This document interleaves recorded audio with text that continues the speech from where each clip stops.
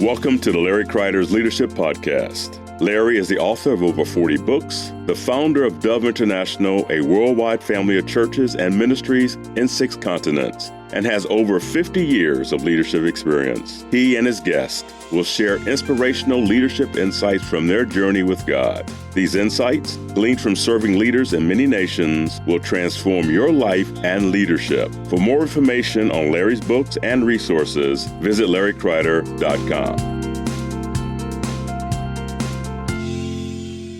Welcome to the Larry Kreider Leadership Podcast. Larry Kreider here. I'm just thrilled today to have Derek Dienner with me in the studio. Derek, welcome. Thanks for having me, Larry. It's good to be here. I've known you for quite a few years, and man, you've taken some huge steps of faith in the film industry and all kinds of stuff we want to talk about. Basic leadership stuff here. I mean, did you imagine when you were a kid that you were doing the kind of things you're doing today? I mean, it's funny. I actually did, but Did you? I did. I think I did. No, I really did. I always wanted to make movies, be in the film industry. Right. I had this kind of interesting mix of creative and entrepreneurship aspirations. Yeah. I actually had big dreams, and I still do, like even bigger than what I'm doing now. But I think, it's one of those things that when you actually start doing it, you're like, oh man, this is what I always wanted to do. It's a lot harder and a lot more intense than what you imagine as a kid. But yeah, for sure, actually. Wow. So obviously, you have Make Films. Talk to us about Make Films. Yeah. So Make Films is a production company based out of Lancaster, Pennsylvania, in Lancaster City. Mm-hmm. It's become more now of a production and development company, a film development company. And we have a commercial division where we do, branded content, TV commercials and brands for brands and agencies. And then we have a film and TV side where we do, production, video, TV and film development, and then actual production and post and now, distribution as we find the right home for our projects. So some of the ads we might see on TV were Make Films. Yeah, Okay. And most of the brands we work with are East Coast brands, but we work with, different companies around the area. Some have been like Sheetz or Hershey's or like larger brands, but then, nonprofits and Lancaster Chamber and, then different size companies all over the map. Yeah. So to do all this, obviously, you had to learn a ton about leadership. We want to talk about leadership today. Yes. So as you go back, when you first started Make Films, you started in that whole industry. I'm sure you had probably a small staff, few people with you. Yeah. What did that look like? What did you learn about leadership in that process? Yeah, it started with just me as a freelancer doing, different projects for different companies. And then, but that was probably, only really a year or so, less than a year even. And then my wife and I were just getting married at the time. And so she helped with all the financials. And then my brother came on board part-time in the beginning, then quickly came to full-time. So it was the three of us very early on. And then working with freelancers to bring on for different teams. So I looking back at that time, my leadership was very different than what it is now. I mean, I should say it was the baby version of it. Right. But I always felt like I wanted to, I guess, take charge in situations. Like if there was nobody really doing things or taking action, I was always the one that would like lead the teams, or even as a kid in high school and middle school, I would just kind of take over things. If I'm not leading, that's okay. But if there's an absence of it, I would quickly step in. So then early on, it was, managing basically my brother, who was an editor and then grew up into a cinematographer and now director and different things. And then my wife with the finances. And then I think some of the hardest parts in the beginning was leading myself, because you got to start with leading yourself. You got to start with that. And then now, at the fast forward to now, it's more of a CEO kind of visionary role. It's still the hardest thing for me to do sometimes is myself because you have to hold yourself accountable, and then you have to be real with yourself about those things. And I mean, I kind of have to joke about that, but I'm serious too. But at the same time, in the beginning, I think leading is about, for me as the founder of an organization, is really about like looking in the future of the direction that we're going. And then looking at I'm not the best, I'm growing a lot more with the present, learning how to deal with the present day, like now. And then the past. So it's this really interesting kind of mixture of being ready for what comes, being kind of set up to like breakthrough outcomes, or like what's the outcome that I want to hit. but then being real with what is going on in your business and the world and sure. personally and the people that you're working with, so you can kind of take those things, take where you're at now to where you need to go. So Make Films, Lancaster, Pennsylvania. Yeah. And you've been how many years have you been involved in Make Films? In April, now 9 years. 9 years already. 9 years. Wow. Yeah. Wow. Yeah. And I know now you've had a major project, Brave the Dark, the movie. Yes. And we can talk more about that either in this podcast or another one. So what are some other things that you've done in these years that could help our audience? And then we'll talk about leadership. Yeah. What are some other things that you've been involved in? We started really doing the commercial branded production with the hopes of growing, having a kind of an infrastructure of a team to take on the larger film and TV projects. So way back in those early days, you thought you want to do film. Yeah. You want to do movies. Yeah, for sure. Really? Oh, yeah. That's amazing. Yeah. Okay, so talk about then the journey that led you from there to here. Yeah. So it was about understanding, what it takes to, shoot a commercial or shoot a branded content spot or shorter form content, understanding kind of the principles of production. Even just in the beginning, I was doing a lot more hands-on, directing and cinematography, shooting, right. Even some editing. I'm not the most detailed in that way for editing, but I was still in the beginning stages was doing that. So it's really about, as a producer now that I'm a producer and kind of leading projects from like a 30,000 foot view. Right. It's really helpful to me to have the background of how cameras work, and I can actually pick up a camera and shoot, and I can, light and do things, obviously probably not to the quality of the people I work with now, right. but I can do it, and I know lenses, I know the whole production outline. So that really helps me, with the foundation of what film and production is. And then, slowly started adding people to our team who are way ahead of me in all the areas that they bring, and commercial production, editing, organizing, coordinating, and then started bringing more people on the film and TV side too that have more experience in that. Mm-hmm. And then partnering with, the film and TV business is really about partnering with other producers and other production companies. Right. And there's, scripts, or there's ideas, or there's things. And as a team now, we're a team of 13 people.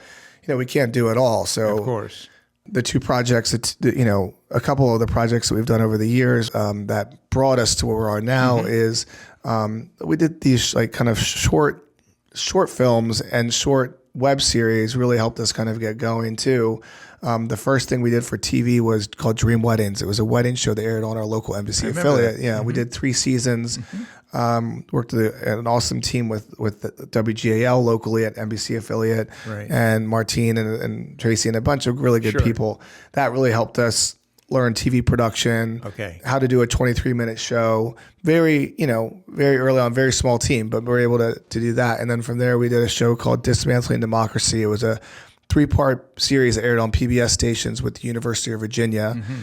and just studying that aired in 2020 during the elections, which a lot of things going on in our mm-hmm. world, not just in America, but in democracy, and what does that mean to protect democracy, and how do people get involved? And it was a bipartisan study, interviewing like Ted Cruz and Tim Kaine, and a lot of different political reporters and things in that.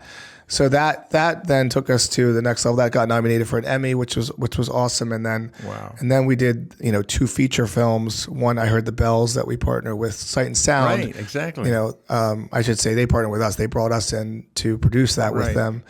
And then Brave the Dark, which Inspiring Films came to us to partner with them, and of course then Nate Dean, who wrote the original script, who was based on his story, and all the people involved with that. So it's certainly a collaboration business, and there's lots of people, lots of things that I've learned over the years with personalities and creatives and logistics and a lot of different things that every time I do a new film, I'm going to learn I learned so much from the past 9 years that just hope to keep growing myself. Like I said, keep growing myself to lead and overcome challenges and obstacles. Right. Now, I know for you, it's a spiritual thing too. Talk about that a bit. How does that work? Your faith walk, how does that work? You work with all kinds of people, all kinds of background, all kinds of beliefs, on and on. Oh, I know. So talk about that. How does that work? Yeah, I think faith is such a important part of my life. I mean, it's the foundation of everything for me personally.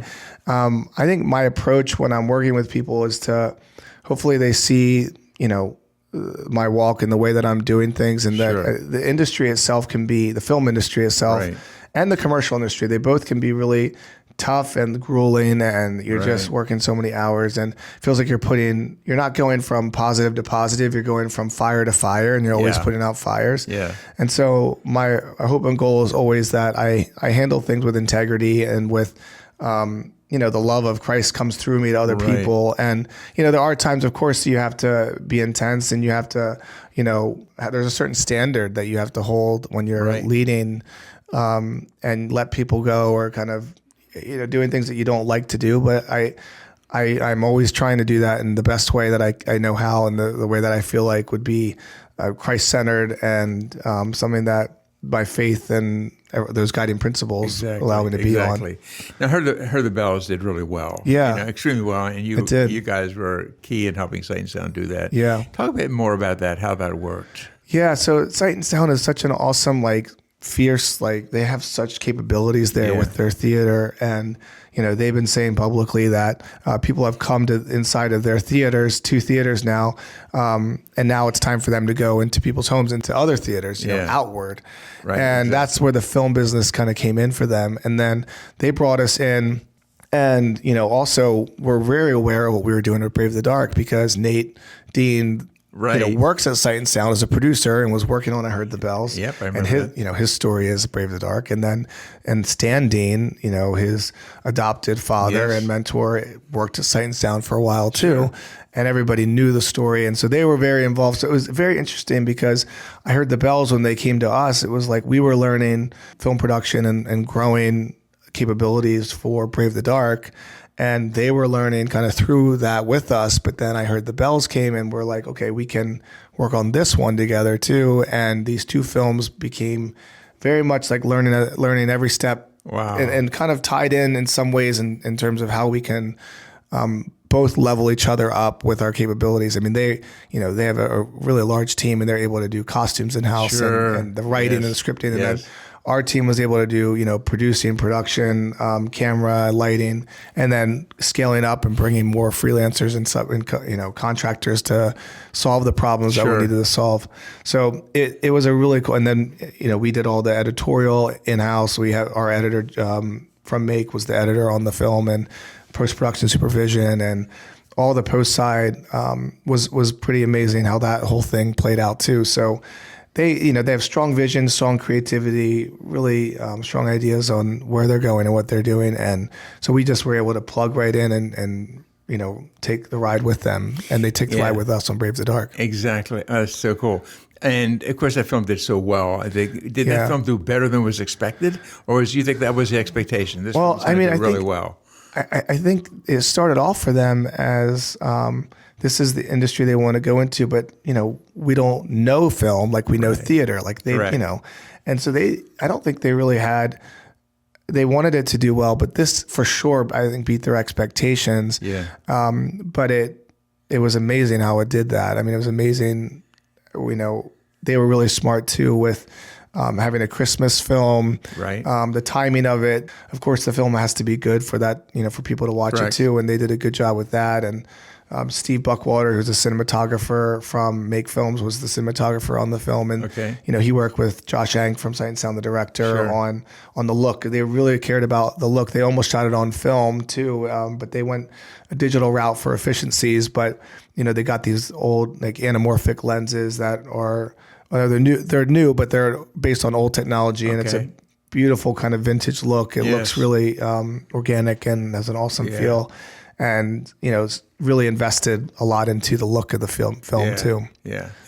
Well, I love what you're doing. I love where God's taking you, and love where you're headed. Talk about some mistakes. You make any mistakes there? No, nothing. Not at all. You're the guy I want to talk to. Yeah, no, it was great. What would have you done different? What's the thing you would have done different as you look back? I think the big thing for me personally, because I can be a really nice person, and nice is an interesting kind of word, right? It's like I can tend to not confront when I need to kind of confront, essentially is what it was. And, heard a good quote by a mentor throughout this filming process. It's like sometimes the level of insanity you're dealing with is directly proportionate to the level that you didn't addressed things when you should have. I think that's true. Yeah, it played true in my life, and I think there would have been times where I could have had a simple conversation about something and nipped it in in the bud early on, and talked to somebody about something, or just had a conversation. Sometimes it's just bringing clarity to me as a leader, what's going on in the organization or within the film. Sure. And I'm such a relationship person that I'm always, I think the one thing in leadership that I'm still growing in is I'm always trying to look out for the person and trying to, have them and their experience within the film and their experience within the company and their kind of their growth is so important to me. But I sometimes can rob them of the discipline that they're needed in those moments because I don't want that to take them back or take a negative step back in their life. And can overthink the fact, like disciplining or confronting something or being bold about something like that. I know that it's going to kind of give them a bad day or a bad moment, but it actually is needed for their growth, and it's needed for the overall growth of what we're doing. So that was like, I think a lot of the mistakes that I've had is in that area, is in like, and not to say that I'm not saying that I'm perfect and I've never needed that. I've needed that for myself too. But having those types of conversations and then, trusting, certain people and learning from, or trusting myself sometimes too, and the kind of what God's planted in my heart about things, and then talking about those things early on has been something to learn, and just stepping into role or stepping in. I'm always really good at like jumping and like just like let's just figure it out. And then sometimes that can be great, and then sometimes it can be. I mean, most times it's completely frightening, Sure. But I'm learning to kind of deal with that stress and anxiety better because I'm great in the moment when you jump off, and then when I'm in the air a little bit, I'm like, oh my gosh, like what did I do? What did I do? But I'm glad that I forced myself. That's always been my thing. Like I forced myself out of my comfort zone, and then it's just there's no exit. I'm too far down the road. I got to figure it out. I got to figure it out. And that's been a great entrepreneurial journey and a great leadership journey of like getting my feet underneath me a little bit more and stopping I'm a huge sports fan. So this is an analogy I've used a lot during the production, where when I started in commercial and doing all these things, I felt like compared to the pace and compared to the intensity of the film and TV world, it was like high school football versus the pros. And then when I started doing these features, and it's like 1,000-mile-per-hour freight train, going, and everybody's jumping on and off at the right time in synchronization, and it's not going off the rails, but it can feel like it sometimes. Right. It's like football, that when you see a college football player going into the pros, they always say, "Man, the speed of the game is so much faster in the pros," and it takes them a few games to like get their feet underneath them and to feel like to slow it down. Right. That's essentially, I think, one thing that's helped me think through and kind of get outside of my circumstances, is that when you are outside of your comfort zone and when you are really in an area where you feel like, oh my gosh, like what is going on? Like this is way too fast for me, is to just slow it down and to kind of externalize and really just for me was a lot about prayer, meditation, just to slow my thoughts, my brain down too, and continue to protect that and and continue to protect your optimism and your belief. Because everything that I'm doing now really is a result of the belief that I had in it a couple of years ago, and kind of partnering with God on that and saying, this is what I believe I'm called to do. Like this is like I'm doing it now. But believing that early on, when circumstantially nothing like that was happening, it was, I mean, I was in production, but I was very small production, even 10, 15 years ago. So believing in that and partnering, of course, then with my wife too, and belief in that. Yeah. And then when sometimes circumstances don't kind of match up with your belief or your thinking, not letting it derail you and not letting it disappoint you. And that's a huge thing for personal growth. Sure, of course. Yeah, obviously you grew up in a theater home. Yeah. Kavod Theater, your mom, and your dad, Connie, Dave, Dienner.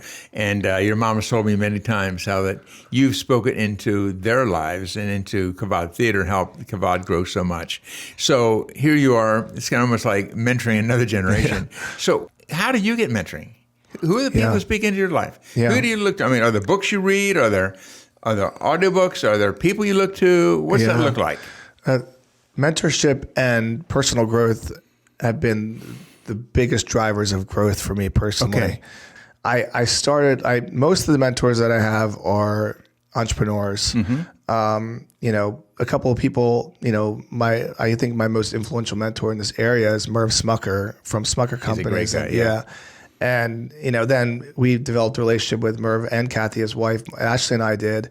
And, that was been, almost 9 years ago that we began our friendship and mentorship. And then, 5.5 years ago, I had colon cancer out of nowhere. Right. And Kathy had cancer too, colon cancer as well. I didn't realize that. Yeah. And so then we were able to navigate, Ashley and I were able to navigate together with Merv and Kathy about how they, balanced business ownership and health and all the things that they went through when she was diagnosed and when we were able to process through that. So that was such an incredible personal and professional mentorship that I think that really just helped me grow so much. So, and there, there's something that I did for years for entrepreneurial coaching called Strategic Coach with Dan Sullivan. And that was an incredible journey. And then another one was something called Gap International out of Philadelphia.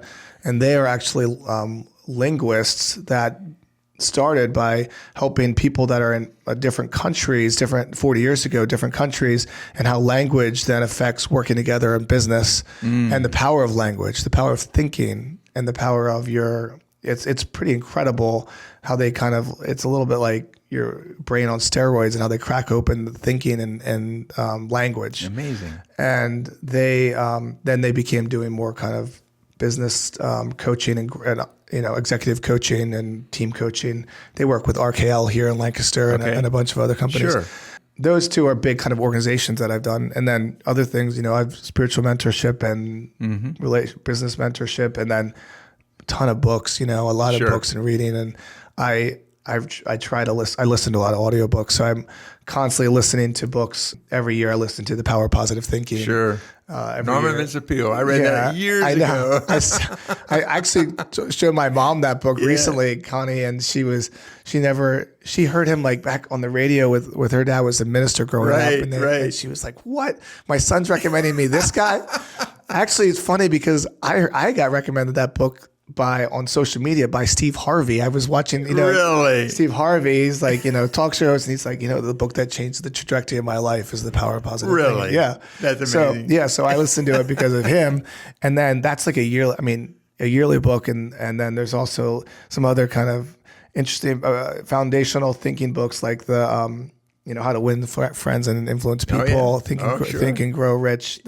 Those are my yearly books, at least yearly. And then a lot of other types of, John Maxwell or Tim Ferriss or so many other kind of Adam Scott. There's a lot of people in today that are studying, human behavior and thinking, and I'm such a kind of student of that. So I'm so glad you're sharing this, because some people think, well, this all just kind of happened to you. You're living your dream in many ways. You're called to tell a story on film. Yeah. And you're doing that now, but you're still constantly being mentored by some people you know, some people you don't know. Yeah. And there's such great wisdom in that. Yeah. So I want to reaffirm you on that. I always think, there's a great Steve Jobs quote that talks about like everything in our world is just made up by people just like us, right?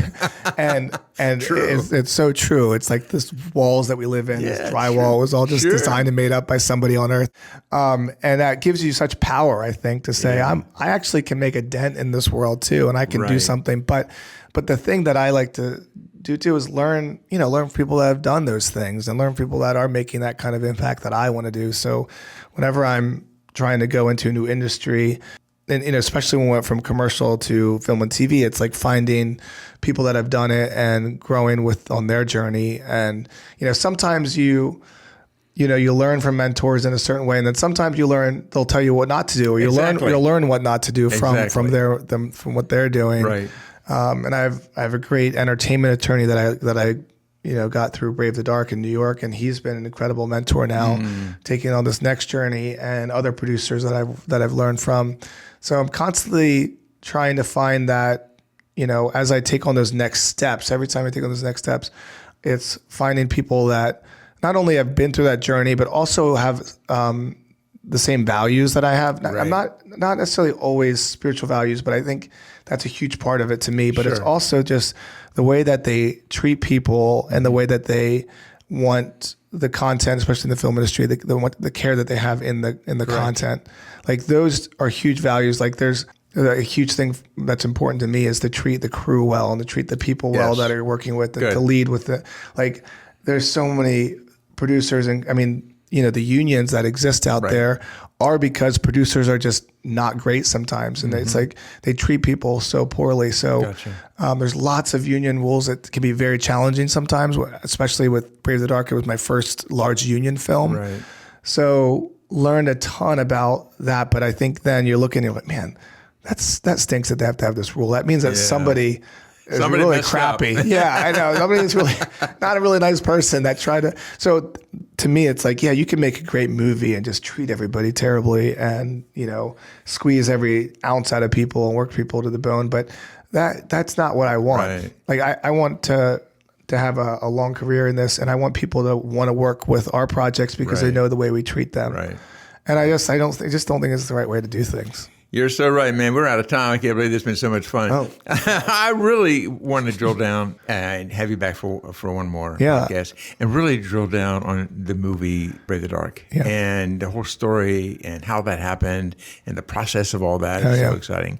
So appreciate everyone joining us today. And Derek, appreciate you so much. Appreciate your heart, you and Ashley. And anyway, anybody, you want to know more about what's going on with Make Films? Derek Dienner. It's all in the show notes. You can check that all out, and we'll put on there anything else that would help you get a hold of them and what they're doing, and so you can obviously connect with them. So thank you so much for joining us today for Larry Kreider Leadership Podcast. Derek Dienner, thank you for joining me today. Thanks for having me. Yeah, and we'll have you back. Thanks so much. God bless you. Have a great day.